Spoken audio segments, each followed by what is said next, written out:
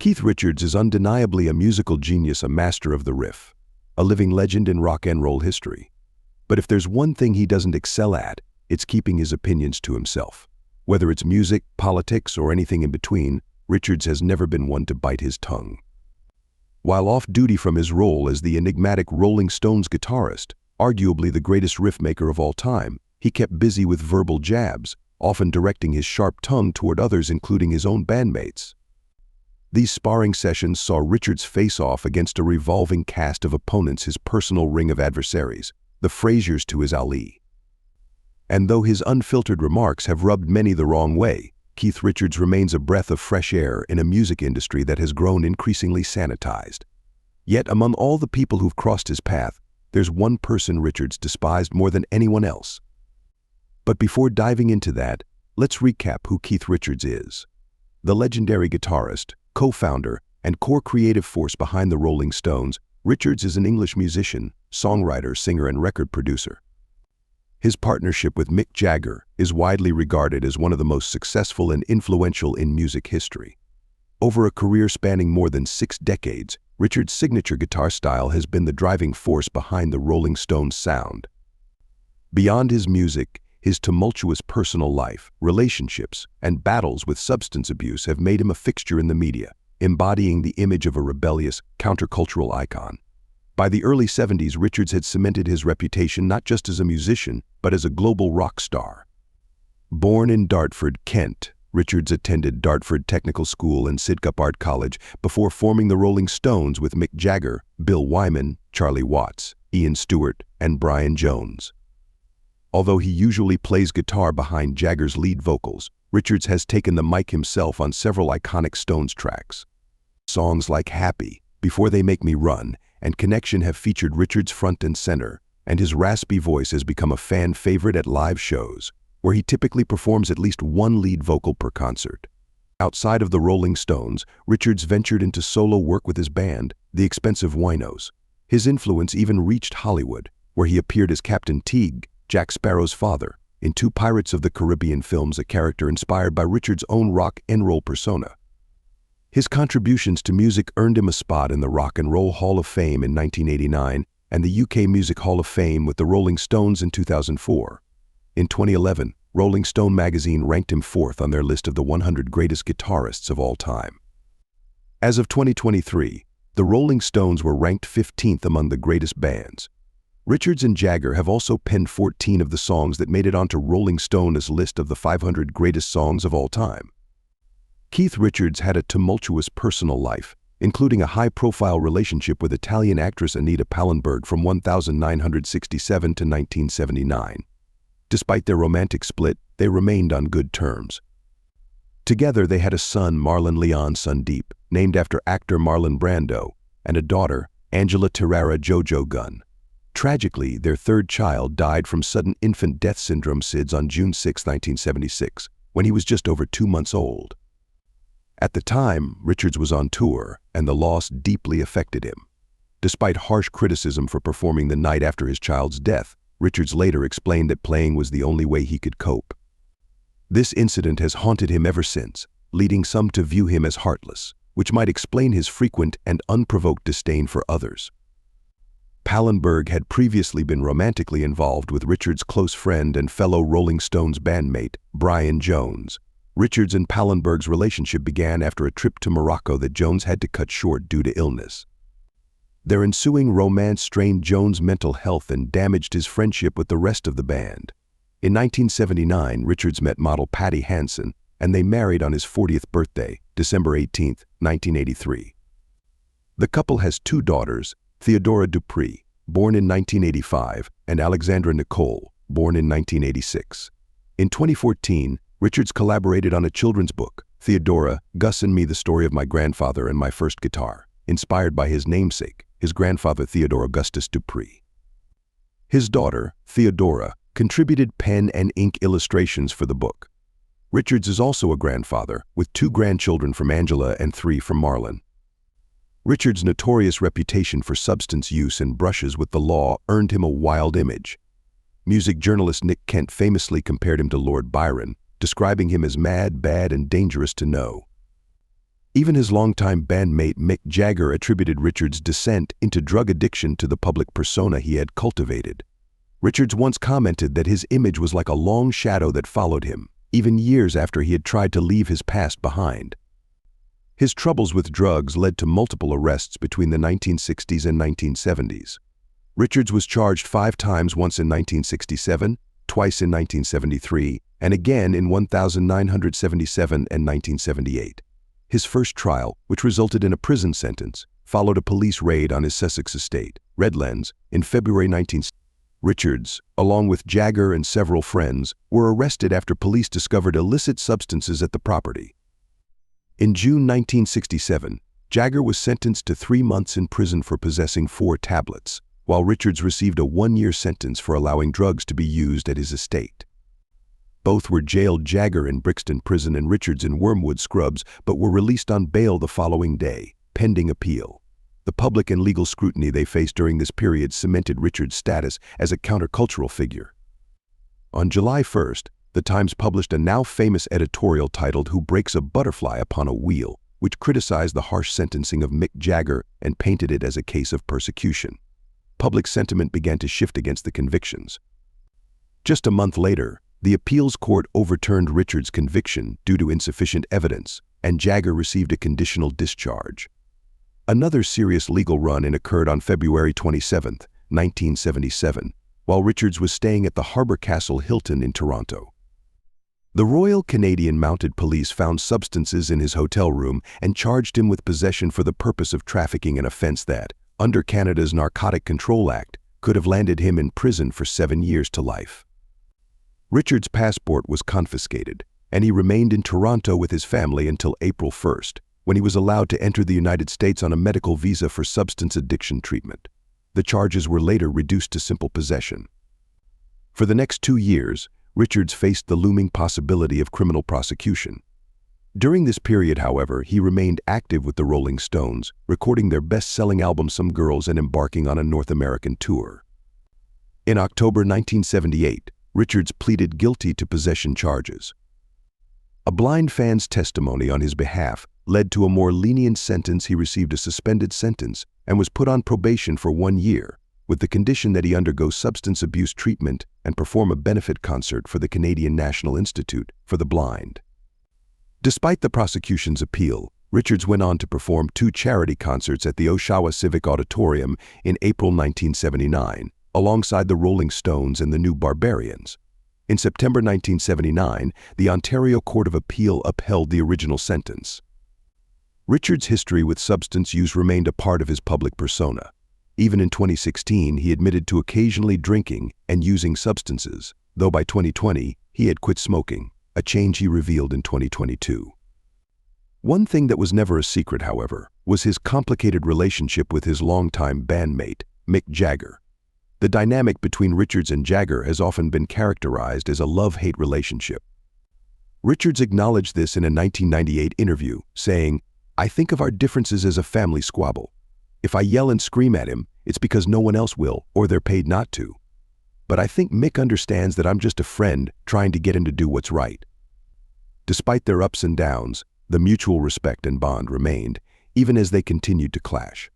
Richards and Johnny Depp once tried to persuade Jagger to join them in the Pirates of the Caribbean on Stranger Tides movie, but they were unsuccessful. Richards' 2010 autobiography Life added more insight into his relationship with Jagger, revealing a long-standing tension. In the book, Richards described Jagger as unbearable, noting that their relationship had been strained for decades. However, by 2015, Richards' tone had softened somewhat. While he still referred to Jagger as a knob, he also admitted, "I still love him dearly. Your friends don't have to be perfect." Their relationship may have transcended mere friendship at times. The Rolling Stones' 1980 album Emotional Rescue concluded with the poignant ballad All About You, a heartfelt tribute from Keith Richards to his friend. In moments of tension surrounding their arrests, he expressed feelings of frustration. "Why must I spend it with you? If the show must go on, let it go on without you. So sick and tired of hanging around with a jerk like you." Yet the song culminated in a line that captured the essence of their bond. "So how come I'm still in love with you?" Recently, the Rolling Stones revived Scarlet, a long-lost collaboration from 1974 featuring Jimmy Page. This track showcased the most daring band of the 1960s joining forces with one of the greatest guitarists of the 1970s. The partnership seems particularly surprising given Richards' past criticisms of Page's band. Led Zeppelin. While Richards is a celebrated riff master, he's equally adept at delivering sharp-tongued remarks. Despite both bands being titans of British rock, it appears that only Jimmy Page commands Richards' respect. The rest of Led Zeppelin is simply intolerable to him. "The guy's voice got on my nerves," Richards stated bluntly. "I'm not sure why. Maybe he's a touch too acrobatic." This disdain for Led Zeppelin first emerged in a Rolling Stone interview in 1969, and Richards' views on Robert Plant's vocal style haven't softened over the decades. Even after collaborating with Page, Richards seemed to reserve his admiration solely for the guitarist, once declaring, "To me, Led Zeppelin is Jimmy Page." This acknowledgement implied that Richards believed Page was the linchpin of Led Zeppelin's success, yet it was as close to praise as he was willing to dispense. Richards expressed a lack of enthusiasm for the band, noting, "It never took off for me musically." However, he did concede, "Jimmy Page is one of the finest guitarists I've ever known. Bonham was a hell of a strong drummer, but I believe he's a little heavy-handed. That's where the lead comes in." When responding to fans in 2004, he didn't hold back on his critiques, stating, "Plant was exuberant. Robert is exuberant to be a lead vocalist, but he falls into that English style of lead vocalists, like Roger Daltrey with the fringes and microphones, blah blah. Like your Rod Stewarts or even Mick Jaggers. They all seem to copy each other a bit." Richards' sharp-tongued remarks have not dulled with age. In fact, they've only grown more acerbic over time. Years later, he characterized Led Zeppelin as empty. Even as recently as 2015, he stated, "I admire Jimmy Page, but not as a band." With John Bonham tearing down the highway in an uncontrolled 18-wheeler, they'd cornered the market there. "Jimmy is an excellent player, but I've always felt there was something empty about it." Despite his caustic comments about the band over the years, they haven't hindered his friendship with Page, whom he regards as a companion. It's important to note that Jimmy Page, the Led Zeppelin guitarist, isn't particularly perturbed by Keith Richards' criticisms of his former band. In an interview with Classic Rock, Page acknowledged, "Keith may say whatever he wants, he's Keith Richards. I think he's done some incredible things. I admire his playing." He further remarked, "He has a solo album out, but if I were promoting a new album, would I be more critical?" The answer is no. I'm not sure what he means when he calls Led Zeppelin hollow. I think he has his tongue in his cheek. What we did was very cool. The Rolling Stones have spent nearly 6 decades touring, gathering a wealth of live performance experience. They know how to showcase top-tier guest musicians, having shared the stage with a wide range of artists from Amy Winehouse to Bob Dylan. Yet, notably, they have not performed with Led Zeppelin. The closest they came to a collaboration was during the 7th annual Rock and Roll Hall of Fame induction ceremony in 1992, where Richards joined Page, John Fogerty, and Carlos Santana for a spirited performance, though the atmosphere remained somewhat frosty. Despite Richards' clear disdain for Led Zeppelin, it's evident that his criticisms center on the music rather than any personal grievances against its members. He has always been candid about his opinions, openly expressing what he thinks. In contrast, his feelings toward the Britpop band Oasis seem to be more personal. The Rolling Stones emerged during the British invasion in 1962, a cultural phenomenon that began with the Beatles and introduced a new musical landscape that captured the world's attention. Fronted by Mick Jagger and Keith Richards, the Stones evolved over the years, releasing 25 studio albums and amassing an estimated 200 million record sales globally, making them one of the best-selling bands of all time. Richards, who has witnessed the evolution of rock music since the early 1960s, frequently shares his thoughts on emerging bands. In the 1990s, the British rock scene saw a revival thanks to Britpop acts like Oasis. Formed in 1991, Oasis released their debut album, Definitely Maybe, in 1994, the same year the Rolling Stones celebrated their 32nd anniversary and released their 20th album, Voodoo Lounge, which was notably their first, without original bassist Bill Wyman. Oasis, led by brothers Noel and Liam Gallagher, quickly rose to prominence, with Definitely Maybe selling over 8.5 million copies worldwide. Their third album, What's the Story Morning Glory, released the following year, sold over 22 million copies globally, solidifying their status as one of the most influential British bands of the mid-1990s. This resurgence in British rock provided a vibrant backdrop for Richards' reflections on the music scene and the new generation of artists emerging within it. It didn't take long for established rock legends to share their thoughts on newer bands like Oasis in interviews. Keith Richards was approached for his opinion, and it was far from favorable. In Rolling Stone's Off the Record, he referred to Oasis in 1997 as obnoxious, urging them to grow up, then return to See If You Can Hang. He added, "I don't hear anything there at all sounds retro to me, but there is a sense of pity." Similarly, in the Irish Times, he labeled Oasis as crap that same year. His bandmate Mick Jagger echoed these sentiments, remarking, "You can't dance to it. The new album's impossible." Richards' opinion of Oasis remained consistent over the years, even as the band's sound evolved with each new release. In a 2008 interview with Uncut magazine, he expressed his dissatisfaction with modern rock music, revealing a preference for blues and country. "I'm not listening to what's going on. I don't like CDs, they sound tiny to me. I've not even heard of the Arctic Monkeys. I'm familiar with them, but I'm not sure what they've done. I didn't like Oasis or the Sex Pistols. So I don't like any of those English rock and roll bands. They're all rubbish," Richards declared. Despite his disdain for Oasis, Richards has spent some time with the band's frontman, Noel Gallagher. Both Richards and Gallagher are known for their authenticity and straightforwardness, often voicing their honest opinions regardless of the potential fallout. Their encounter took place during a New Year's Eve party at a hotel, as Gallagher recounted in an interview with Absolute Radio. He described seeing Richards at the bar, noting, "There's Keith Richards, dressed precisely like you'd expect, with a scarf and hat." He abruptly turns around and asks, "Ah, you're still here. Are you?" His second sentence was, "One thing I've always wanted to ask you, who is the greater? Your singer or mine?" I replied, "Well, your singer wrote some of the best lyrics of all time, so I'm going to say mine." Richards responded, "Your band, you were fairly fascinating there for a time." I said, "I could actually say the same to you, but he was a great guy. When you meet Keith, it kind of validates your belief in all of your heroes because he is the man," Gallagher explained. This exchange highlights a mutual respect despite Richards' critical views, illustrating how the rock world can be both competitive and collegial. Keith Richards has never been shy about expressing his opinions, and his take on the legendary David Bowie was no exception. Although he admitted that Bowie wasn't among his preferred musicians, he did share some kind words following the artist's passing. Just 4 years Richards' senior, Bowie embarked on his solo journey in 1967, a time when the Rolling Stones were already cementing their status as a global musical powerhouse with a plethora of iconic albums. Throughout his career, Bowie cultivated a close friendship with Richards' bandmate, Mick Jagger, even collaborating on a famous rendition of Martha and the Vandellas classic Dancing in the Street, which was released as a single in 1985. Yet, despite Bowie's significant achievements and his connections to the Stones, Richards had his share of criticisms. During a 2008 interview with Uncut magazine coinciding with Bowie gracing the cover, Richards was asked to name his favorite track from the artist. He pointed to changes from the 1971 album Hunky Dory, admitting he wasn't particularly fond of Bowie's work.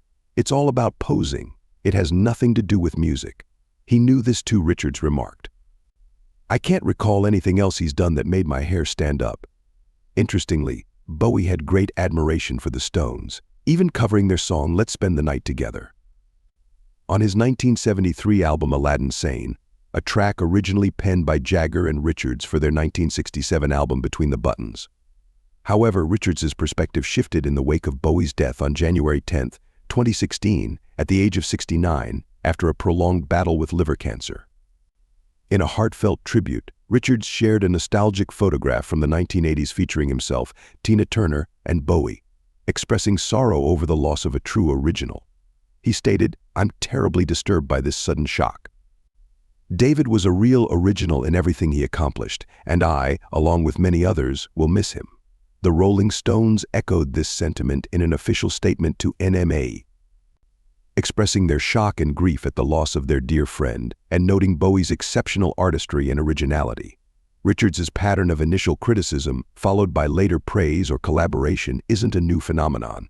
For instance, Elton John recently appeared on the Stones' album Hackney Diamonds. Decades ago, during the funeral of Diana, Princess of Wales, Richards was less than complimentary about John. The two musicians have been embroiled in a public feud for nearly 30 years, marked by creative and emotional disagreements that show little sign of resolution. Richards's sharp tongue has left few artists unscathed by his remarks, but while many have opted to ignore his critiques, Elton John chose to engage in the verbal sparring, raising the stakes in their long-standing rivalry. The feud between Keith Richards and Elton John kicked off in 1988, when Richards shared his thoughts in an interview with Rolling Stone. While discussing various contemporary pop songs, he referenced John's "I Don't Want to Go On With You Like That," stating, "Reggie, give me a ribbon, and I'll say something nice. Lovely man, but posing." Though this comment wasn't meant as a personal jab, especially considering it was quite tame, by Richards's standards, it surprisingly went unanswered by John at the time. However, a few years later, when Richards made another controversial remark, Elton found it impossible to hold back his anger, escalating their conflict. Following Princess Diana's tragic passing, Elton reworked "Candle in the Wind" as a tribute to the beloved royal. Richards, however, showed his anti-monarchist tendencies, stating in a 1997 interview with EW, "Yeah, it did jar a bit. Songs for dead blondes. But he was my personal friend after all. It would be difficult for me to ride on the back of anything like that. But Reggie is in show business." Despite attempting to soften his critique by referring to John as a personal friend, Elton took Richards's words to heart. Responding to the New York Daily News, Elton fired back, saying, "I'm glad I've given up substances and alcohol. It would be terrible to be like Keith Richards.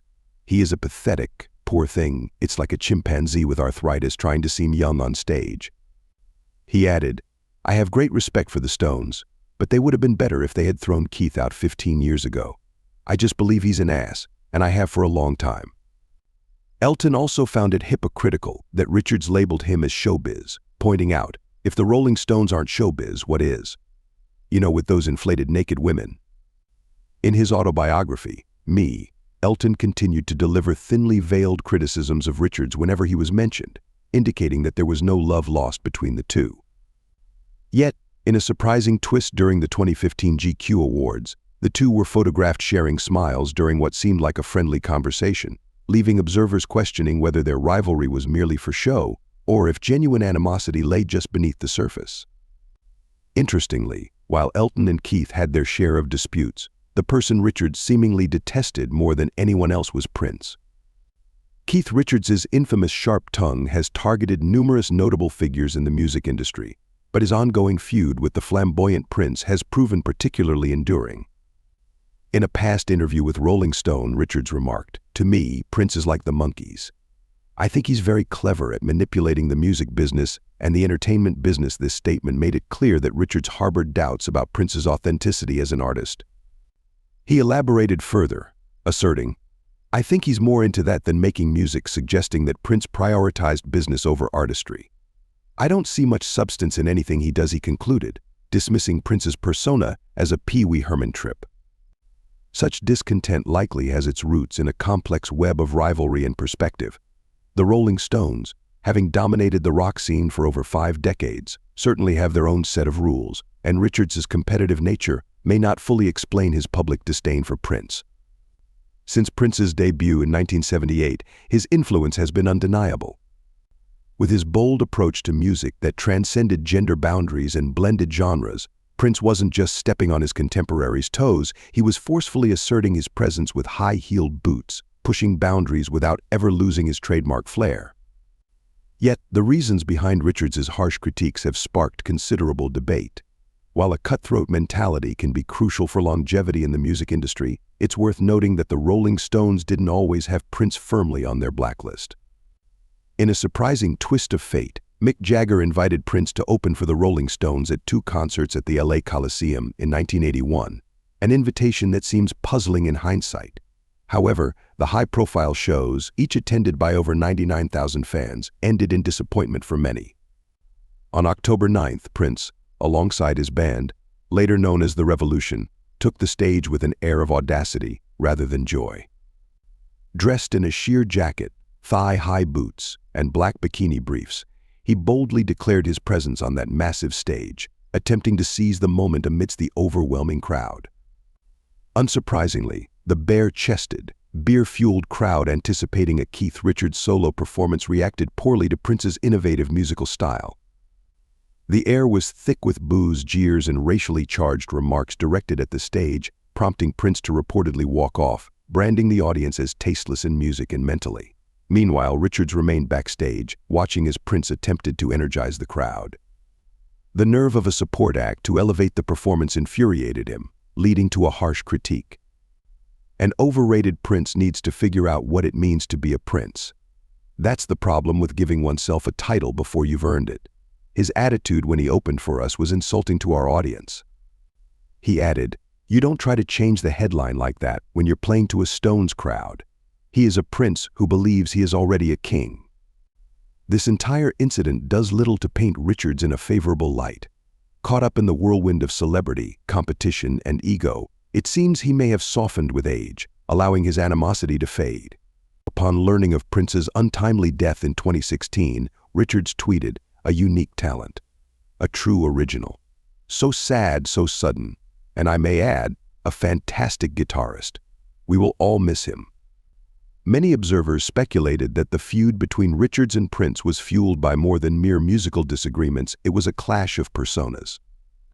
Richards epitomized the grizzled, rebellious rock icon, while Prince represented a new breed of artist, effortlessly challenging norms and breaking boundaries.